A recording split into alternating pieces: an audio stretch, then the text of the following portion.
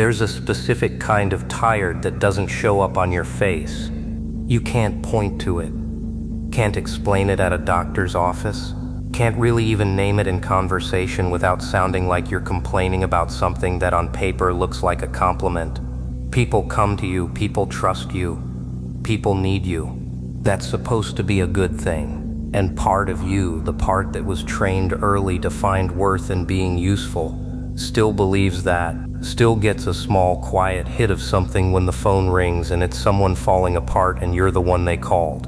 Still feels underneath everything like being needed is the closest thing to being loved that you've reliably been able to access. But there's another part. And that part has been sitting very still for a very long time, watching, counting, noticing things it doesn't say out loud. That part knows something the rest of you hasn't fully let in yet. They don't come to you because you're special. They come to you because everyone else already said no. I want to sit with that for a second, because I think it's one of those things that sounds harsh when you first hear it, and then gets quieter and quieter the more you think about it, until it's just sitting there in the room with you completely still, waiting for you to stop arguing with it. You were not the first call. You were the call that got made after the first three didn't pick up, or picked up and immediately started talking about their own thing, or said they were busy, or gave advice for 45 seconds and then changed the subject. You were the call that got made because somewhere at some level, the person on the other end of that phone knew, not consciously maybe, but knew that you would not do any of those things. You would pick up. You would listen. You would not make it about you. You would stay on the line until something shifted. You would follow up tomorrow. You would remember the details 2 weeks later and ask about them unprompted. And that's real. That's genuinely you. I'm not taking that away. But here's the thing nobody talks about when they describe people like you. When they call you the strong one, or the one who always shows up, or I don't know what I'd do without you. Which, by the way, is a sentence that has never once been followed by someone actually trying to figure out what they do without you. They just keep not doing that. Nobody talks about how you got here. Well, you didn't come out of the womb like this. Something happened. Probably early, probably in a house where the emotional temperature was unpredictable enough that you learned fast because you had to how to read a room, how to adjust, how to make yourself whatever the situation needed so that the situation didn't get worse. Maybe it was a parent who needed managing. Maybe it was a sibling in crisis. Maybe it was just a general atmosphere of nobody actually being okay, but everyone pretending well enough that you learned pretending was the same as being fine. You absorbed the lesson. You got good at the job. And then you grew up and carried the job with you into every friendship, every relationship, every dynamic you've ever been in. The job, in case you need it spelled out, keep it together so nobody has to worry about you coming apart. And you are so good at the job that people don't even know there is a job. They think this is just who you are. They think you are naturally calm in a crisis because you are naturally calm in a crisis. They don't know that you practice the calm, that somewhere along the way you built a wall between what's happening inside you and what your face does, and you built it so well that now even you sometimes can't find the door. There's a version of this that gets told as a success story. The person who holds it together, the person who others rally to, the person whose steadiness becomes a kind of gravity that keeps everyone else from floating off into their own disaster. That version gets told a lot. In self-help, in the language people use to compliment you at dinner parties, in the quiet moments when someone looks at you and says, genuinely, I don't know how you do it. But the version that doesn't get told, the version where you drive home from someone else's emergency and you sit in your car in the driveway for 11 minutes before you go inside. Not because you're processing anything, just because you don't have anything left and you need 11 minutes before you have to be a person again. The version where someone calls you during something that's actually hard for you. Not catastrophic, just hard, just one of those weeks where everything is slightly too much and you listen to their thing and you help with their thing and you hang up and you think, I didn't say any of it. Again, the version where you have gotten so practiced at being the one who holds space that you have started to genuinely not know if anyone would hold it for you. Not as a sad thought, just as a practical observation. Like noticing your car is low on oil. Oh, there's that. The people who come to you are not bad people. I want to be clear about that. Most of them love you. Most of them would say, if asked, that you are one of the most important people in their lives. Most of them would be horrified if they understood what I'm about to say. But they've been trained by you. Over years, you trained them to expect you to be fine. You trained them to believe that checking in on you was optional because you would always volunteer if something was wrong. You trained them to come to you with their emergencies because every time they did, you handled it and nothing bad happened to you, and so the emergency got handled and life moved on and the whole cycle confirmed itself. You did this because it felt safer than the alternative. The alternative being actually telling someone you're not okay and seeing what they do with that. Because somewhere in you, you don't fully trust what they do with that. And that's the part that makes all of this more complicated than it looks. It's not that you've never tried. You have. A few times, you let something through, said something real, showed a crack. And some of those times it was fine actually, people showed up. You felt seen for a minute, but some of those times something else happened. Something small enough that you couldn't explain it to anyone. Small enough that maybe it wasn't even real, but you felt it. The slight shift, the way they got uncomfortable, the way they said the right things, but you could tell they were waiting for you to be okay again. So the conversation could go back to its normal shape, which was them bringing things to you and you receiving them. You filed that away. You didn't make a big decision about it. You just got a little more careful. And then a little more. And then it was just how things were. And now you're here, tired in a way that doesn't show on your face, sitting with a phone full of people who would describe you as someone they're incredibly close to, wondering when's the last time any of them asked you a question and then waited quietly for the real answer. I'm not going to tell you to start asking for help. That's not what this is. Because the advice to just reach out or let people in always gets handed to exactly the people who've already tried that, in their own way, and learned something uncomfortable about what happened when they did. And telling those people to just try again is a little bit like telling someone who burned their hand on a stove to just touch the stove again, more confidently this time. What I'm actually interested in is the deeper thing, the thing underneath the pattern. Because I don't think the core issue is that you don't ask for help. I think the core issue is that somewhere in the body, not even in conscious thought, you made a decision about your own needs. A decision that went something like, mine don't count the same way, or mine will wait, or most quietly and most devastatingly, if I need something, I'm a burden. And a burden is the one thing I cannot be, because a burden is the one thing that makes people leave. So you kept making yourself useful. You kept making yourself available. You built an identity out of capacity, out of reliability, out of being the person who shows up. And it worked. Nobody left. People stayed. But you've noticed, you have definitely noticed, even if you've talked yourself out of it, that some of the people who stayed for the version of you that requires nothing. And you have no idea what would happen to them if you changed that. That uncertainty is doing a lot of work in your life right now. It's the reason you pick up when you're exhausted. It's the reason you sit through conversations that drain you without interrupting. It's the reason you have become so fluent in everyone else's interior life and so out of practice with your own that sometimes you have to think for a second, actually think, when someone asks you what you want for dinner.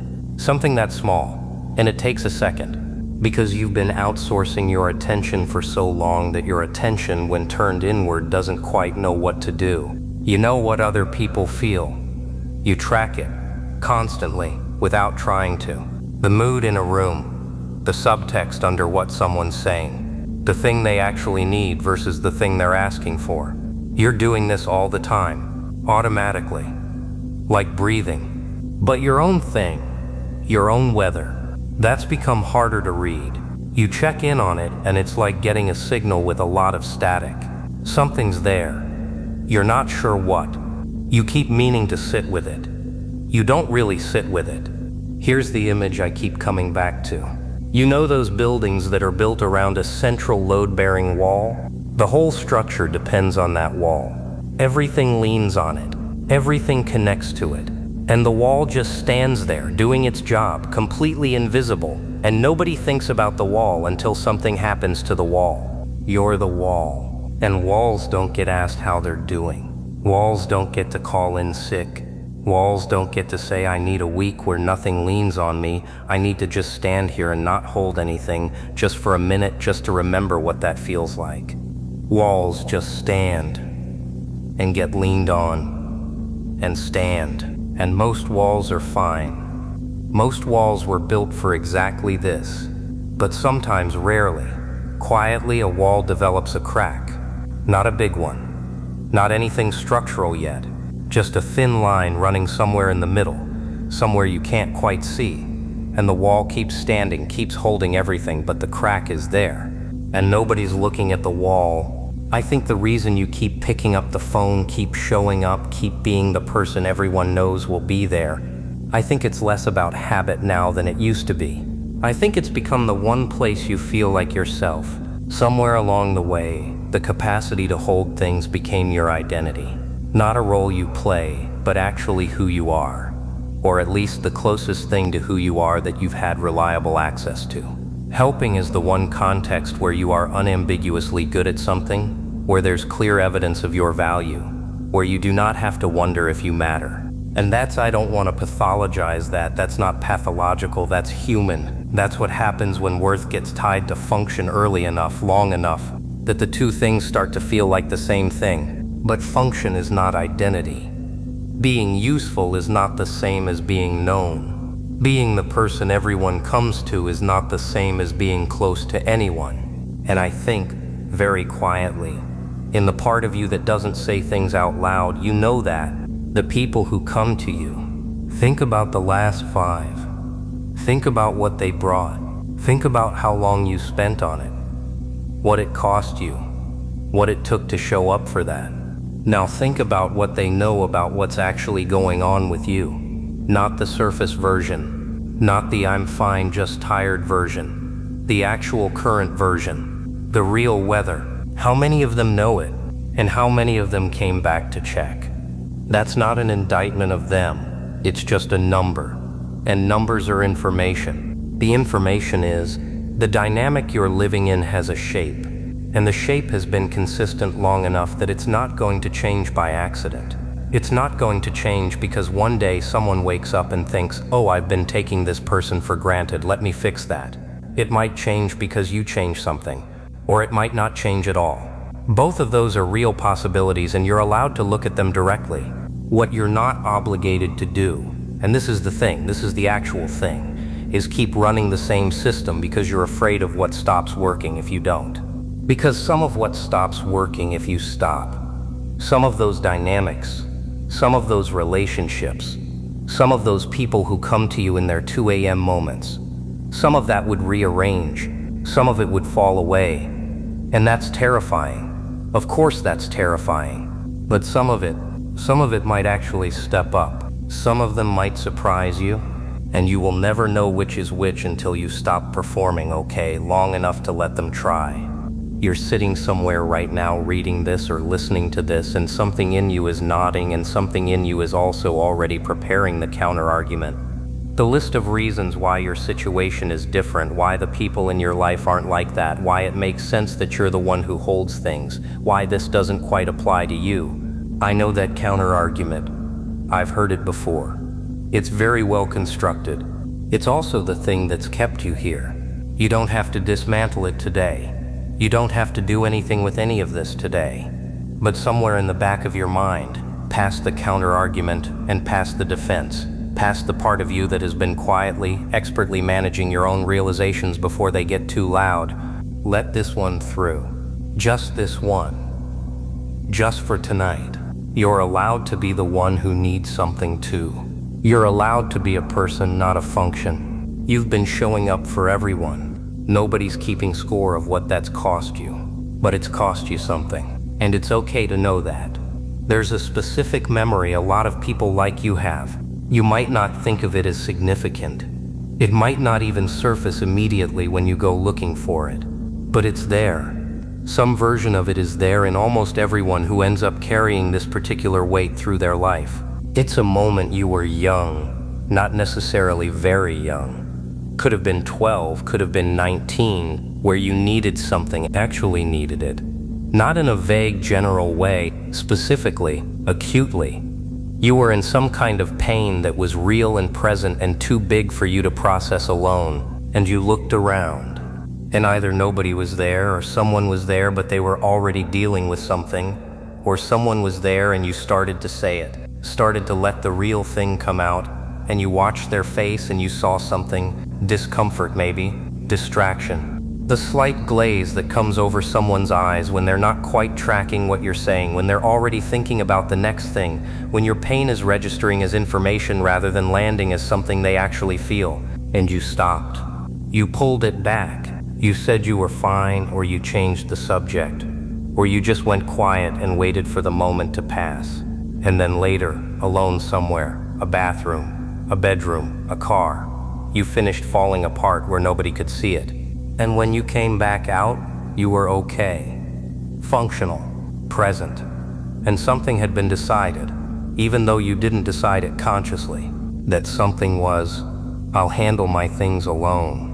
And I'll be what other people need, because at least I'm good at that. At least that works. The decision made sense. I want you to understand that. It wasn't weakness and it wasn't dysfunction, it was adaptation. You looked at the available options, need people, and risk that specific awful feeling of reaching out and getting nothing. Or become the person who doesn't need things and is therefore never in that position again. And you picked the option that hurt less in the short term. The long-term math is what we're talking about now. Because here's what that decision made once in some hallway or some car or some quiet room compounds into over years, over a decade, over whatever length of time it's been since you made it without knowing you were making it. It compounds into a person who is genuinely functionally excellent at managing other people's emotional reality and genuinely functionally out of practice at managing their own. Not incapable, out of practice. There's a difference, and the difference matters because out of practice means it's still in there. The capacity, the ability to actually feel your own life instead of watching it from a slight distance, which is what you've been doing, watching from a slight distance. That's what chronic self-sufficiency actually feels like from the inside, isn't it? Not numb, not disconnected exactly, but slightly removed. Like there's a half-second delay between something happening to you and you actually registering that it happened to you. Like your own experience has to go through a processing layer before you can access it, and by the time it comes through the processing layer, you've already responded to it, already handled it, already moved on. Someone says something that should hurt, and it does, somewhere. But the part of you that responds has already assessed the situation and determined the most functional reaction and deployed it before the hurt has really finished arriving. And then later, hours later in the quiet, the hurt shows up late like it missed its train. And you're already on to the next thing. And you sort of acknowledge it. Yeah, that was a thing that happened. And then you put it somewhere. You have a lot of things in that somewhere. I want to talk about the cost. Not in a dramatic way. Not in a this will destroy you way. Just the quiet, practical, actual cost of running this system for as long as you've been running it. The first cost is attention. Your attention specifically toward yourself. You have redirected so much of it for so long toward reading other people and managing other people and anticipating what other people need that your own interior has become not unknown but slightly blurry. You know the broad strokes. You know your big values, your general preferences, the things you care about. But the finer detail, the specific, granular, what do I actually feel about this particular thing right now, today? That's gotten harder to access. You have to really stop and try, and you rarely really stop. The second cost is desire, not in a grand sense, in the daily sense. What do you want for dinner, for the weekend, for this conversation, for this year? When's the last time you answered that without first running a calculation about what would be easiest for everyone else? When's the last time you wanted something and just wanted it, without immediately assessing whether wanting it was reasonable, whether you deserved it, whether asking for it would make things difficult? You've been so long in the habit of making yourself easy to accommodate that your own wants have learned to present themselves apologetically. They come in quiet. They sit in the back. They don't make demands because you've trained them not to make demands, because demands might make things harder for someone else, and you're not built to do that. The third cost is the one nobody names. It's the loneliness that lives directly inside the experience of being needed constantly, which sounds paradoxical, which is paradoxical. But you know exactly what I mean. You are surrounded by people who depend on you, who love you in their way, who would be devastated if something happened to you, and you are lonely in a way that those facts don't touch. Because loneliness at this level isn't about proximity or about being loved. It's about being known. It's about having someone who holds the actual current complicated version of you in their mind and thinks about it. Not the useful version, not the reliable version, the version that has things going on, the version that is in the middle of something, the version that is, despite all evidence to the contrary, not entirely fine. That version is lonely, because that version mostly only exists in private. Something happens to people who carry this long enough, something that I think you might already be noticing. You start to find people exhausting in a way you didn't used to. Not all people, not always, but there are moments now, more than there used to be, where someone starts talking, and before they've finished the first sentence, you've already felt something in you contract. A small, involuntary bracing, like your nervous system going, here we go. What does this one need? How long is this gonna take? What will I have to give? And that's not who you are. That's not how you started. You started as someone who genuinely, naturally, without effort, gave your attention to people because you cared about people, because their lives interested you, because you actually wanted to help. The bracing is new, or newish, and it scares you a little, if you're honest, because it feels like something being lost. Like the part of you that was genuinely generous is getting harder to access, getting buried under the part of you that is simply depleted. That's not a character flaw. That's what happens when a resource doesn't get replenished. That's what happens when the exchange only runs one direction for long enough. You become not selfish, but economical. Involuntarily economical. Your system starts conserving because your system has done the math, and the math doesn't work. And so you pull back a little, answer slightly slower, find reasons to be busy, not out of cruelty, out of pure physical, emotional resource management.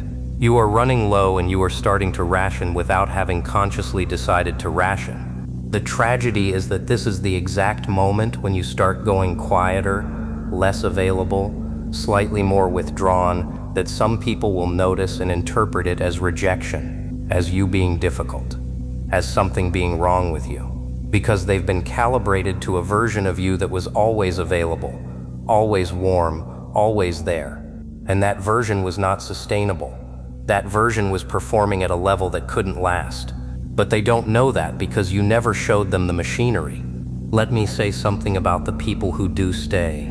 The ones who've been there long enough to see something real. Even if neither of you has named it, you have some. I think you have some. Maybe just one or two. Maybe someone you've known so long that the performance has worn thin in the best way, and they've caught glimpses of the actual weather, and they didn't leave when they caught those glimpses. Those people are worth thinking about right now. Not to compare them to everyone else, not to build a case.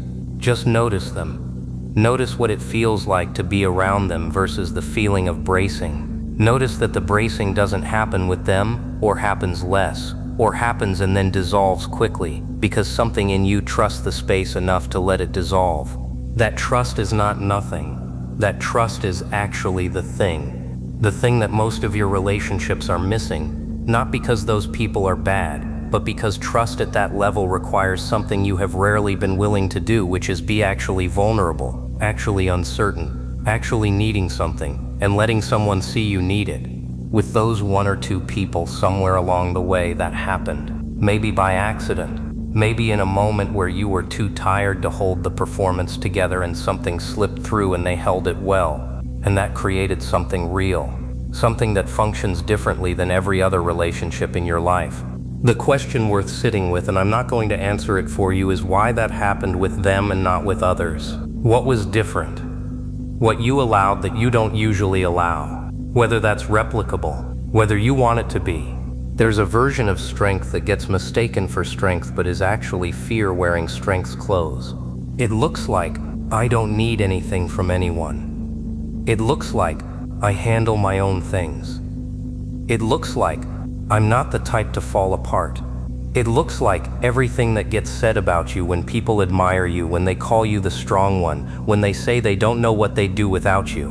And underneath it, if you get very still and very quiet and very honest, underneath it, it's terror. Terror of being too much.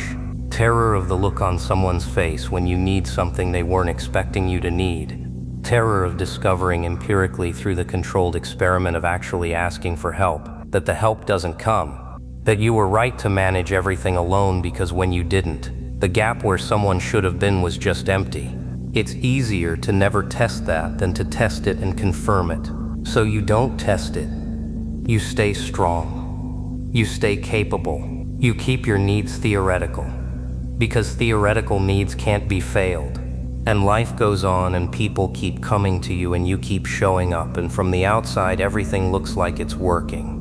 And in a way, everything is working. The machine runs, nobody is abandoned. Nobody is failed by you, just you by yourself. Sort of quietly, sort of constantly. I want to ask you something, and I want you to actually think about it, rather than letting your brain produce the first reflexively reassuring answer. When is the last time you were completely honest about how you were doing? Not a general fine, not a vague mention of being tired, but actually honest, with the real current inventory, the specific things, the stuff you usually only think about in the car or at 3 a.m. When is the last time you gave that to someone who was asking? And if the answer is a while ago, or you're having trouble remembering, or the honest answer is I'm not sure I ever have, what does that tell you? Not as a judgment, just as information, because you're asking people to know you. Somewhere underneath all of it, you want to be known. That's not a weakness, that's the most human thing there is. But knowing requires material. You have to give people something to know. You have to hand them the actual version, not the curated, functional, I have it together version that you have refined to such a high degree that even people who love you sometimes forget it's a version. The actual version is messier, more uncertain, has things going on that you haven't resolved yet, that you maybe won't resolve anytime soon, has fears that don't make sense for someone as capable as you supposedly are, has days that are harder than the face you put on them, has moments of complete confusion about what you want and who you are and whether any of this is working. That version is the one worth being known. And it's the one you've been keeping in a room with the door closed. Here is what I think changes. Not all at once. Not through some dramatic decision or a conversation you've been avoiding or a single moment of revelation. That's not how this works for people like you. You don't do dramatic.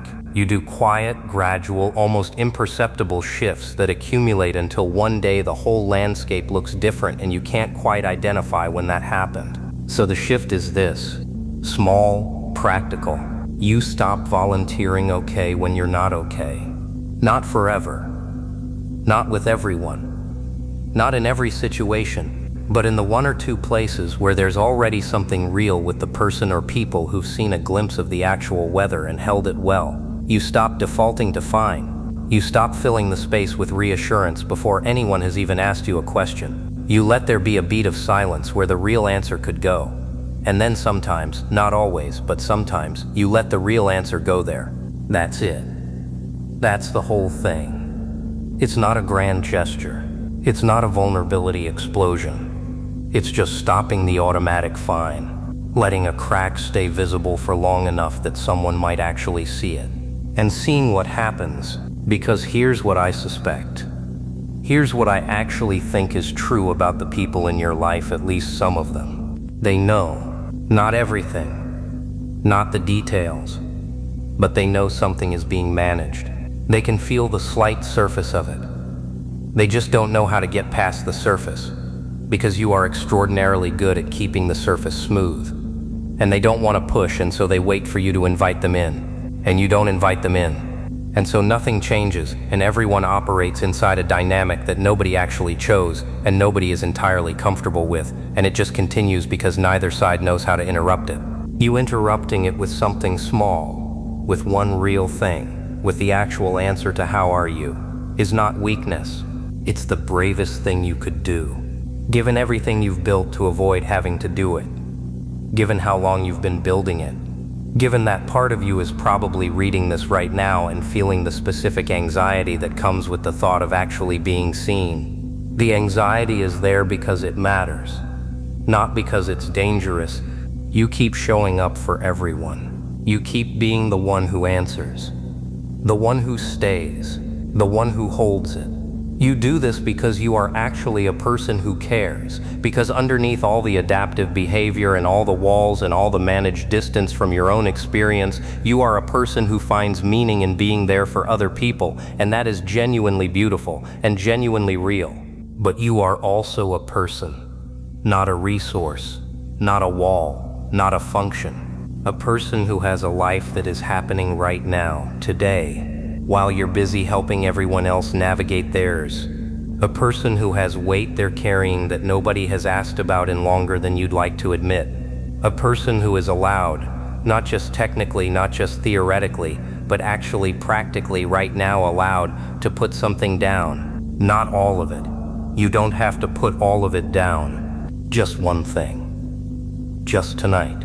Just admit to yourself in whatever quiet space you have left after everyone else's emergencies have been handled, and everyone else's crises have been managed, and everyone else's calls have been answered.